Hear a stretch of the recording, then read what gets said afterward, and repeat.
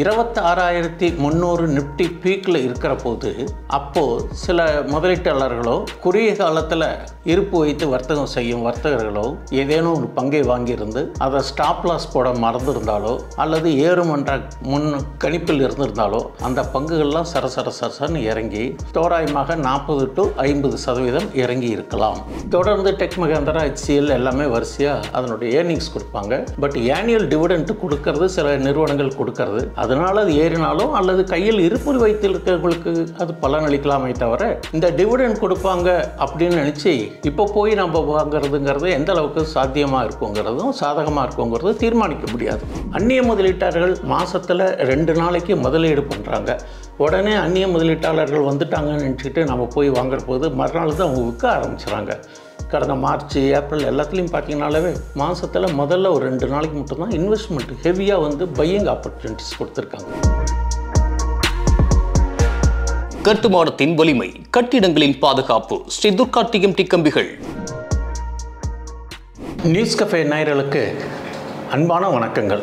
சந்தையினுடைய போக்கு ஒரு அன்சர்டனிட்டியாக இருக்குது. அன்சர்டைனிட்டி எப்படின்னு கேட்டிங்கன்னா, ஏப்ரல் 1ஆம் தேதியிலேருந்து பார்த்தீங்கன்னாக்கா இந்த 2ஆம் தேதிக்கு அப்புறம் ட்ரம்ப்பினுடைய டேரிஃப் இஷ்யூ மார்க்கெட்டை அப்படியே ஒரு உலுக்கி கீழே கொண்டுட்டு வந்தது.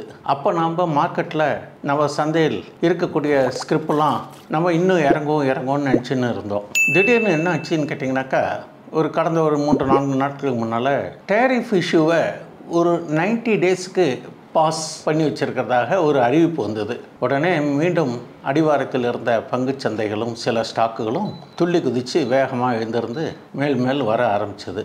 சரி, இது வந்து ட்ரெண்டு பேசிஸ்.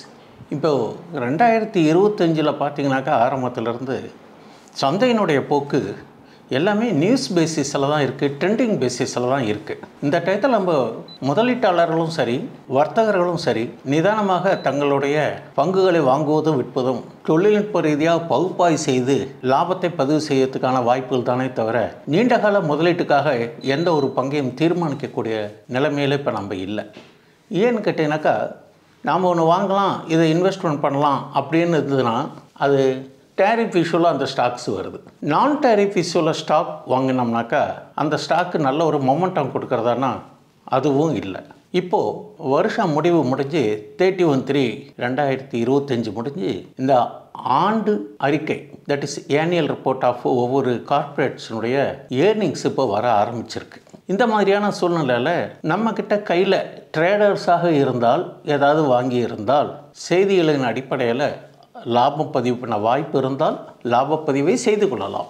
26,300 நிஃப்டி பீக்கில் இருக்கிற போது அப்போது சில முதலீட்டாளர்களோ அல்லது குறுகிய காலத்தில் இருப்பு வைத்து வர்த்தகம் செய்யும் வர்த்தகர்களோ ஏதேனும் ஒரு பங்கை வாங்கியிருந்து அதை ஸ்டாப் லாஸ் போட மறந்துருந்தாலோ அல்லது ஏறும் என்ற முன் கணிப்பில் இருந்திருந்தாலோ அந்த பங்குகள்லாம் சரசரன்னு இறங்கி தோராயமாக 40 to 50% இறங்கி இருக்கலாம்.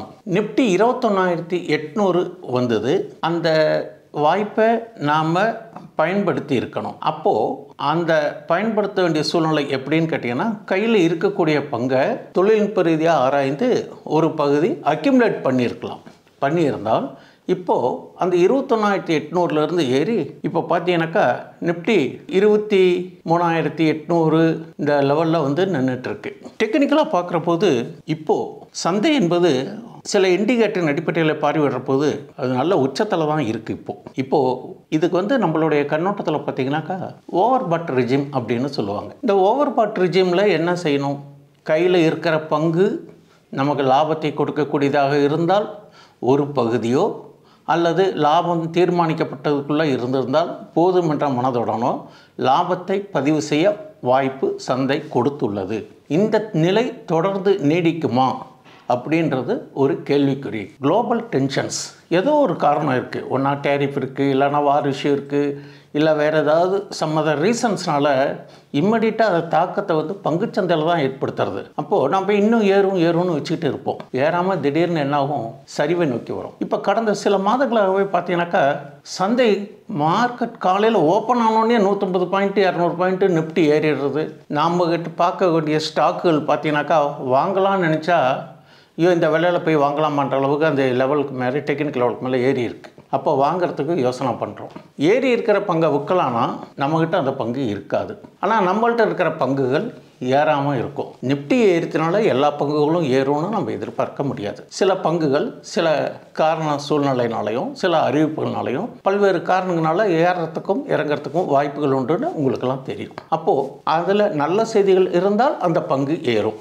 ஓகே, நல்ல செய்தி ஏறல, நாம் வாங்கி இண்டெக்ஸ் ஏறி இருக்கு, ஆனால் நம்ம பங்குகள் ஏறவில்லை என்றால் காலம் ஒரு வரை காத்திருக்க வேண்டும். பொதுவாகவே இந்த சந்தை ஏற்ற இறக்கத்தில் இன்வெஸ்டர்ஸு இந்த நான் ட்ரம்ப் டேரிஃப் ஒரு கால்குலேஷன் பண்ணி இது ரிஃப்ளெக்ட் ஆகாத, இது தொடர்பில்லாத சில பங்குகளில் மாற்றி வர்த்தகம் செய்வது இப்போ சமீபமாக ஒரு சில நாட்களாக நடந்துகிட்டு இருக்கு. அந்த வகையில் பார்க்குறது பார்த்தீங்கன்னாக்கா பேங்கிங் செக்டர், ஃபைனான்ஸ் செக்டர் நல்ல ஒரு முன்னேற்றத்தை கொடுத்துருக்கு.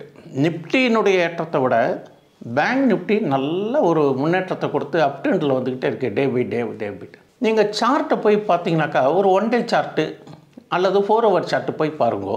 அந்த சார்ட்டில் பார்த்தீங்கன்னாக்கா டெய்லி ஓப்பனிங் பார்த்தீங்கன்னா கேப் அப்பில் ஓப்பன் ஆகும். 200 பாயிண்ட் 150 பாயிண்ட் கேப் அப்பில் ஓப்பன் ஆகும்.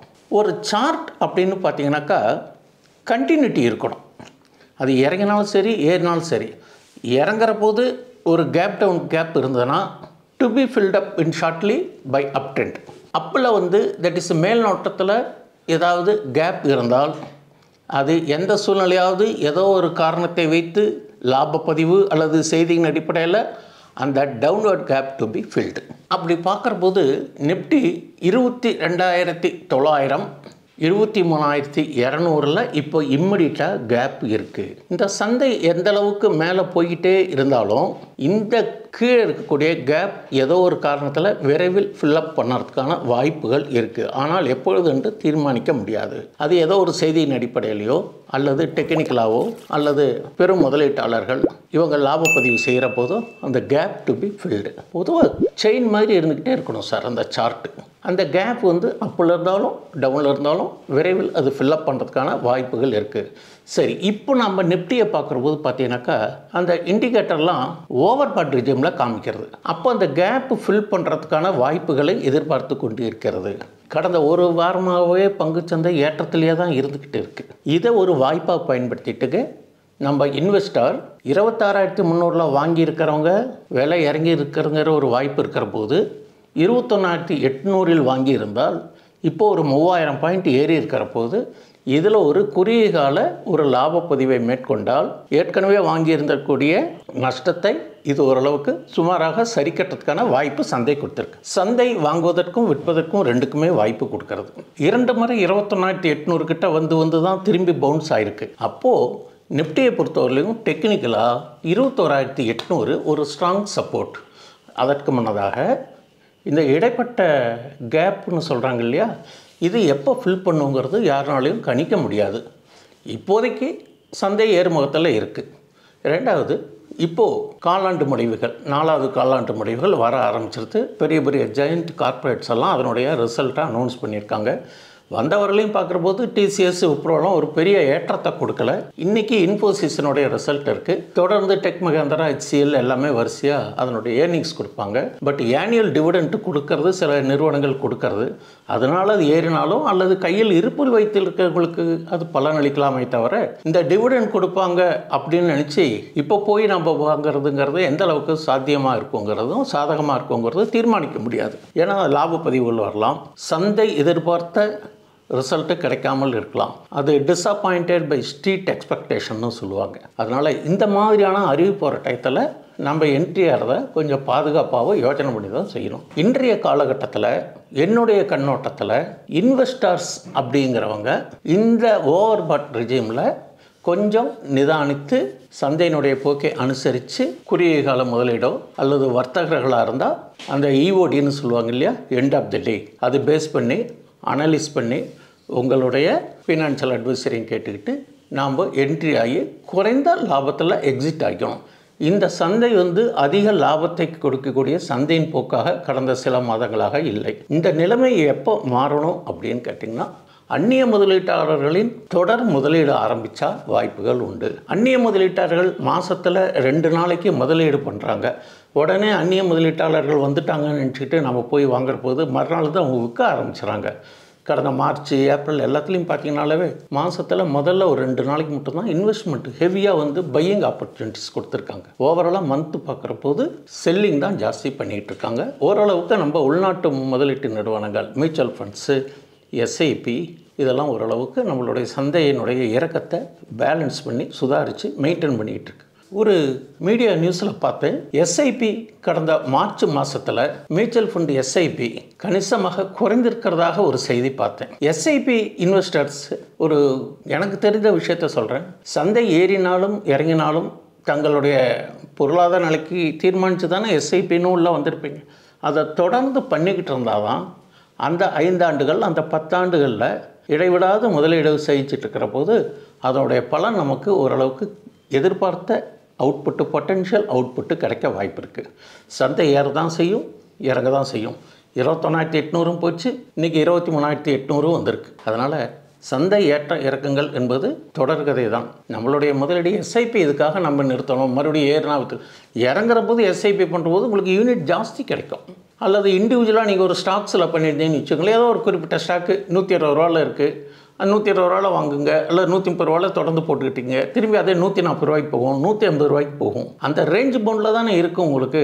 அதனால் அப்படி பார்க்குற போது எஸ்ஐபியை தொடர்ந்து பண்ணிக்கிட்டு இருந்தால் தான் எதிர்பார்த்த பலன் குறிப்பிட்ட காலத்தில் கணிசமாக கிடைக்கும் என்பது என்னுடைய கருத்து. தற்போதைய சூழ்நிலையில் குளோபல் அன்சர்டனிட்டிஸ், டாலர் ப்ரைஸ் இதெல்லாம் பார்க்குற போதுங்க, நம்ம என்ன மாதிரியான ஸ்டாக்குகளை வந்து குறுகிய காலத்துக்கு பரிசீலனை செய்யலாம் அப்படின்னு ஒரு எனக்கு தெரிஞ்ச சில அனுபவத்தில் சொல்கிறேன். இப்போது சம்மர் சீசன், உங்களுக்கு பெவரேஜ் ஸ்டாக்ஸஸை ஃபோக்கஸ் பண்ணலாம்.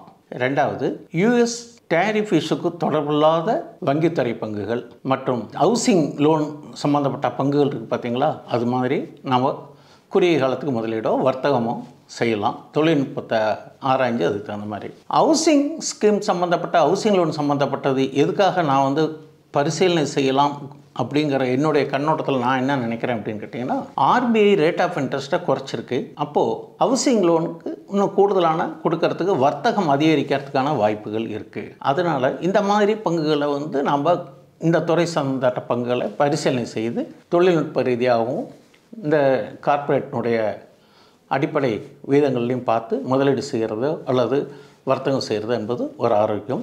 ஆனால் இன்றைய சூழ்நிலையில் இப்போ நிப்டி இருக்கிற லெவல் பார்த்திங்கனாக்கா நல்ல ஓவர் பாட் ரிஜிமில் இருக்குது அப்படிங்கிறது தான் என்னுடைய கருத்து. இது இன்னும் யாரும் செய்யலாம், பட் இந்த உச்சத்தில் போய் வாங்கணுமா அப்படிங்கிறது நீங்கள் தொழில்நுட்ப ரீதியாக சில சம்பந்தப்பட்ட தனிப்பட்ட முறையில் இருக்கக்கூடிய பங்குகளுடைய இயக்கத்தை அனுசரித்தும் அதனுடைய குவார்ட்டர்லி இன்ட்ரெஸ்ட்டு, டிவிடெண்ட்டு இதெல்லாம் பார்த்தும் நீங்கள் பரிசீலனை செஞ்சு ஆரோக்கியமான முறையில் வந்து இது வர்த்தகம் செய்வது, முதலீடு செய்வது நல்லது. பொதுவான என் கருத்து, முதலீடு என்பதுக்கு உரிய காலம் இல்லை. 24,200 பிரேக் ஆகி ஹோல்டு ஆனும் அல்லது தொடர்ந்து சில நாட்களுக்கு அந்நிய முதலீட்டாளர்களுடைய முதலீடு அதிகரிக்கணும். இப்படி இருந்தால் தான் ஒரு ரிலீஃப் ரேலியின், that is up trend rally சொல்லலாம். இப்போ ஏற்ற இறக்கங்கள் இது ரேஞ்ச் பவுண்டில் இருக்குது. 21,800, 23,800 இந்த மாதிரி 1,500, 2,000 பாயிண்ட்டுக்குள்ளேயே இண்டெக்ஸ் ஏறி இறங்கிட்டு இருக்கு. சில ஸ்டாக்குகள் அதுக்கு ஆதரவாக கொடுத்து ஏற்றுறது. ரொட்டேஷன் பேசிஸில் நிப்டிலேயோ அல்லது பேங்க் நிப்டிலேயோ இருக்கிறது, ஒரு நாளைக்கு பப்ளிக் செக்டார் டேக்கிங் பேங்க்ஸ் ஏறும், இன்னொரு நாளைக்கு ப்ரைவேட் செக்டார் பேங்க் தூக்கும். ஸோ எல்லா பேங்க் ஸ்டாக்கும் ஏறுதான்னு பார்த்தீங்கன்னா அங்கே ஒரு கேள்விக்குறி தான் வரும். நம்மக்கிட்ட இருக்கிற ஸ்டாக்கு ஏறுமா, அது நம்மளுடைய வாங்கியிருக்கிற பொறுத்து, இருக்கிற ஸ்டாக்கு பொறுத்து. எல்லா ஸ்டாக்கும் ஏறணுன்றது இல்லை. அப்போது அந்த குறிப்பிட்ட வெயிட்டேஜ் ஸ்டாக்ஸ் ஏறி இண்டெக்ஸை மெயின்டைன் பண்ணுறது, அது future and options index basis பண்ணுறவங்களுக்கு, தொழில்நுட்ப ரீதியாக ஆராய்ச்சி செய்கிறவங்களுக்கு அது பலன் அளிக்கலாம். இந்த மாதிரி காலகட்டத்தில் முதலீட்டை யோசனை பண்ணி தான் செய்ய வேண்டிய ஒரு காலகட்டத்தில் இருக்கும். இதுவரையிலையும் தற்போதுள்ள சந்தையினுடைய சூழ்நிலை, சந்தையினுடைய தொடர் ஏற்றம், அதற்குண்டான காரணம், எதனால் இறங்கிட்டு இப்போ எதனால் ஏறிட்டுருக்கு, வருங்காலத்தில் இப்போ சமீபம் இந்த ஏப்ரல் மேலே வரக்கூடிய காலாண்டு முடிகள் அடிப்படையிலும் தான் சந்தையினுடைய போக்கு இருக்குங்கிற என்னுடைய தனிப்பட்ட கண்ணோட்டத்தை தெரிவிச்சிருக்கேன். நான் இதில் எந்த ஸ்டாக்கையும் பரிந்துரை செய்யலை. நீங்கள் தொழில்நுட்ப ரீதியாகவும் அடிப்படை வாயிலாகவும் உறுதி செய்து உங்களுடைய ஃபினான்ஷியல் அட்வைசரை கேட்டுக்கிட்டு வர்த்தகமோ முதலீடோ செய்வது என்பது ஆரோக்கியமானது. நன்றி. இந்த வீடியோ உங்களுக்கு பிடிச்சிருந்தா லைக் பண்ணுங்க, ஷேர் பண்ணுங்க, கமெண்ட் பண்ணுங்க, மறக்காம பெல் பட்டனை கிளிக் பண்ணிட்டு சப்ஸ்கிரைப் பண்ணிடுங்க.